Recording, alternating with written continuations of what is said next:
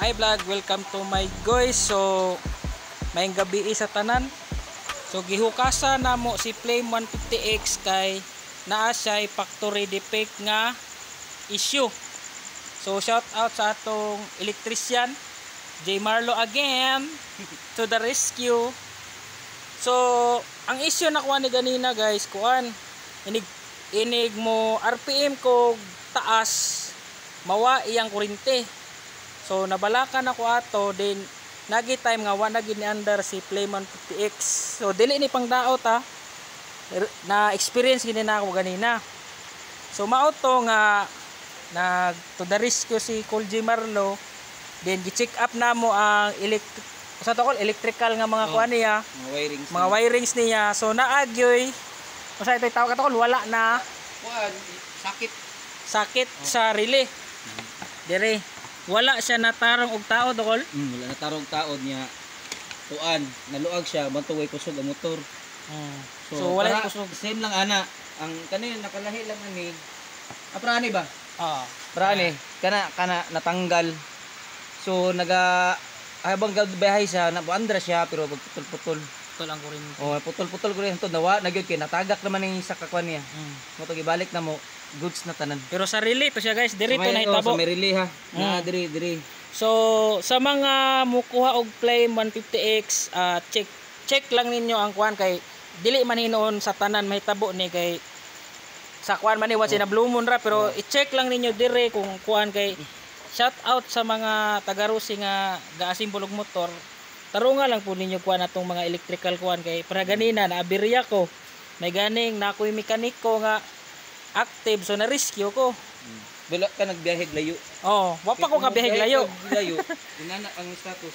Delikado jud kayo ang Ilya. So kuan ni guys sa dili ni pangdaot sa Rusi kay kabalo na mo Rusi user kay pung ko awareness lang ni sa tanan. Sa mo kuha og Flame 150X ni siya. Kung bagong presyo no. Mana gihukasan na mo, gi-check na mo ang injector, pang-pictura na mo ang total body.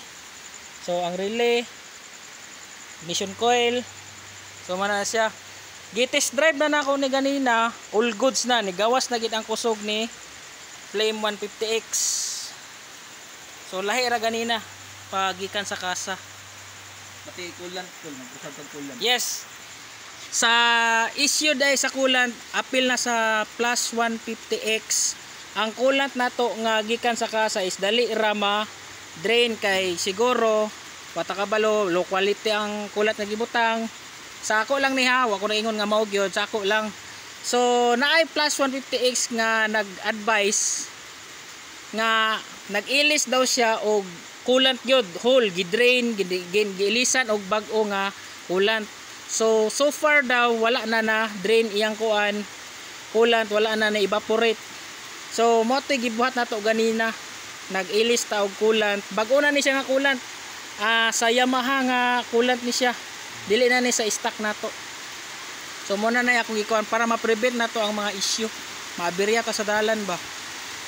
So mo to dili ni pangdaot sa Russia kay Rusi lover yapunta, awareness lang ni sa tanan. So shout out sa ato electrician to the rescue J Marlo.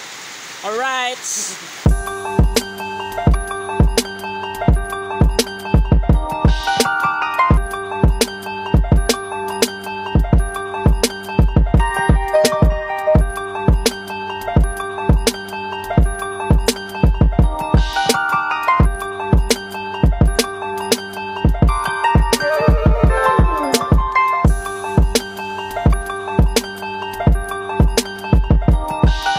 So ayun guys no, na balik na natin si Island Born 150X. So as you can see, umaandar na siya ulit.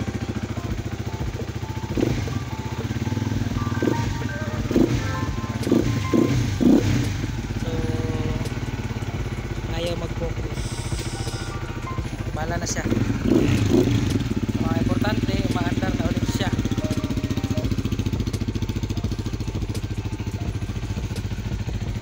So yun lang guys, sa mga nagbabalak kumuha ng Flame 150X or kung may Flame 150X na kayo, check nyo lang yung mga wirings nyo baka mangyari din sa inyo yung nangyari sa aking aberya kanina. So that's it guys. Salamat kung umabot kayo sa part na to. Pero pagkuha ka kung mag plus 150x, balag na isyo.